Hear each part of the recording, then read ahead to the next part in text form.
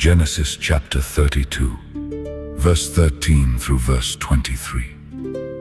Jacob's present to Esau. BC 1739. And he lodged there that same night, and took of that which came to his hand a present for Esau his brother. 200 she-goats and 20 he-goats, 200 ewes and 20 rams, 30 milch camels with their coats, 40 kine and 10 bulls, 20 she-asses and 10 foals. And he delivered them into the hand of his servants, every drove by themselves, and said unto his servants, Pass over before me, and put a space betwixt drove and drove.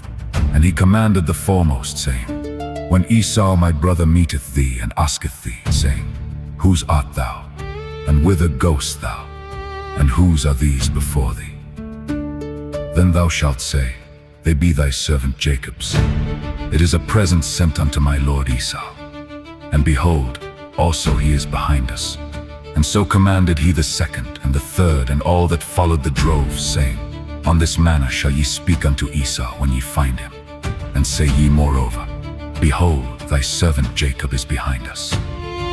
For he said, I will appease him with the present that goeth before me, and afterward I will see his face, peradventure he will accept of me.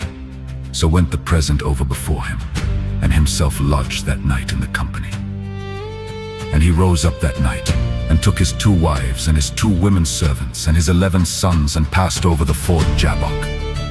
And he took them, and sent them over the brook, and sent over that he had. Jacob, having piously made God his friend by a prayer, is here prudently endeavoring to make Esau his friend by a present. He had prayed to God to deliver him from the hand of Esau, for he feared him. But neither did his fear sink into such a despair as dispirits for the use of means, nor did his prayer make him presume upon God's mercy, without the use of means. Note: when we have prayed to God for any mercy, we must second our prayers with our endeavors. Else, instead of trusting God, we tempt him. We must so depend upon God's providence as to make use of our own prudence. Help thyself, and God will help thee. God answers our prayers by teaching us to order our affairs with discretion.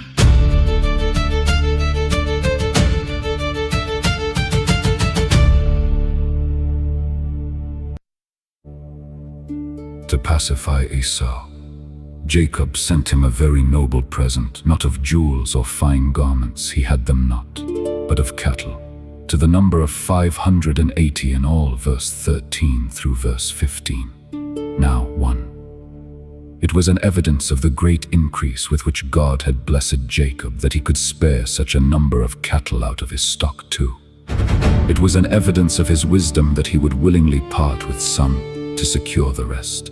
Some men's covetousness loses them more than ever it gained them, and by grudging a little expense, they expose themselves to great damage, skin for skin.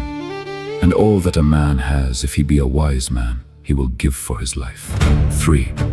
It was a present that he thought would be acceptable to Esau, who had traded so much in hunting wild beasts that perhaps he was but ill-furnished with tame cattle with which to stock his new conquests. And we may suppose that the mixed colors of Jacob's cattle, ring-straked, speckled, and spotted, would please Esau's fancy, for he promised himself that by this present he should gain Esau's favor, for a gift commonly prospers which way soever it turns. Proverbs chapter 17 verse 8, and makes room for a man. Proverbs chapter 18 verse 16. Nay, it pacifies anger and strong wrath. Proverbs chapter 21 verse 14. Note 1.